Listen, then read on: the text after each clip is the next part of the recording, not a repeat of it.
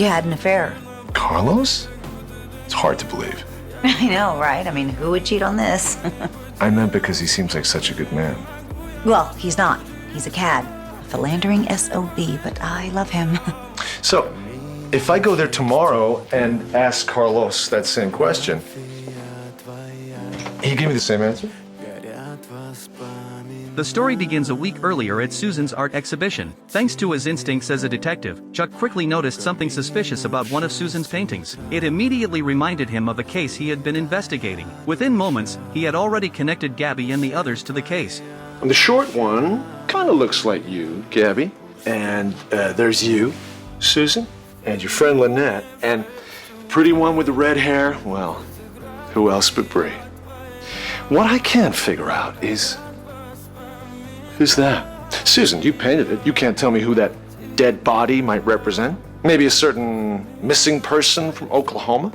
Sure enough, the next morning, Gabby and the others were called to the police station for questioning. But to Chuck's surprise, none of them slipped up during questioning. Gabby's answers, in particular, were almost flawless. Instead of easing Chuck's suspicions, it only made him more convinced that something was wrong. To get Gabby to slip up, he deliberately brought up Carlos checking into a rehab center. Gabby visibly tensed up the moment she heard that. After all, people don't suddenly develop a drinking problem for no reason. Chuck immediately began to suspect that Carlos might somehow be connected to the case. To keep Carlos from becoming a suspect, Gabby had no choice but to lie and claim that Carlos was being unfaithful, and that's what led to the opening scene of the video. Even though Gabby's explanation sounded convincing, Chuck still wasn't buying it. After all, everyone knew Carlos had always been loyal to his marriage. At the same time, Gabby realized Chuck was targeting her. As soon as she left the police station, she rushed straight to the rehab center. She wanted to explain everything to Carlos before Chuck got there. However, Carlos wasn't allowed to have any contact with the outside world while receiving treatment. No matter how much Gabby begged, the doctors refused to make an exception. With no other choice, Gabby had to give up. But just as she was about to leave, she noticed a family checking their child into the facility. The staff let the whole family inside without checking everyone's identity. That immediately gave Gabby an idea. She quietly blended in with the family and successfully slipped inside. After overcoming one obstacle after another, Gabby finally managed to meet Carlos. To keep her story from falling apart, she begged Carlos to stick to her story no matter what, but Carlos immediately refused. After all, he had dealt with the police far too many times before. He believed there was no way they could fool Chuck. He's got nothing else. Gabby, let me tell you something about cops.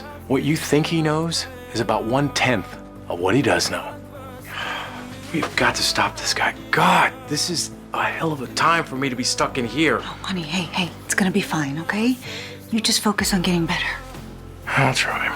However, Carlos's fears were soon confirmed. Early the next morning, Chuck showed up to question Gabby again. This time, he came fully prepared. After digging deeper into the investigation, he finally uncovered the missing man's true identity. The missing man turned out to be Gabby's stepfather, but Gabby had never mentioned that before. She tried to explain herself, but Chuck cut her off before she could finish. At this point, I don't think you should say anything without a lawyer present.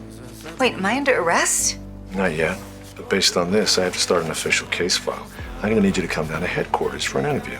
Be there tomorrow at 10.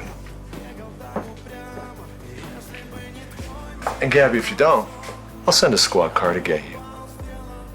Fearing things would only get worse, Gabby immediately called Carlos that night. To her shock, she learned that Carlos had already left the rehab center 2 hours earlier. The news left her completely stunned. The next morning, after still hearing nothing from Carlos, Gabby rushed back to the rehab center to look for him. To her surprise, no one there had seen Carlos since the night before. That immediately filled Gabby with panic. With nowhere else to look, she decided to head home and hope for the best. But just as she was about to leave, a breaking news report on TV caught her attention. The report revealed that Officer Zach had lost his life in a traffic accident the night before. Combined with Carlos disappearing the night before, the news sent chills down Gabby's spine. Fortunately, when Gabby got home, McCluskey told her that Carlos had made it home safely. The moment she heard that, Gabby rushed upstairs. She wanted to find out whether Chuck's death had anything to do with Carlos, but Carlos was so out of it that he couldn't remember anything that had happened the night before. Seeing this, Gabby realized she had no choice but to take matters into her own hands. Oh! Do you remember killing someone? Huh? Oh, look who's sober now. What are you talking about? Chuck Vance was killed last night by a hit-and-run driver. Chuck's dead? And you think I did it? You were upset and you were drinking. He was hit on Lake Street. That's only a few blocks from the rehab center. I don't remember. You have to. The police are all over this thing. They're looking for witnesses. They're trying to find the car. Oh, wait, that's it. The car. All we have to do is check the car. If you hit him, it'll be obvious.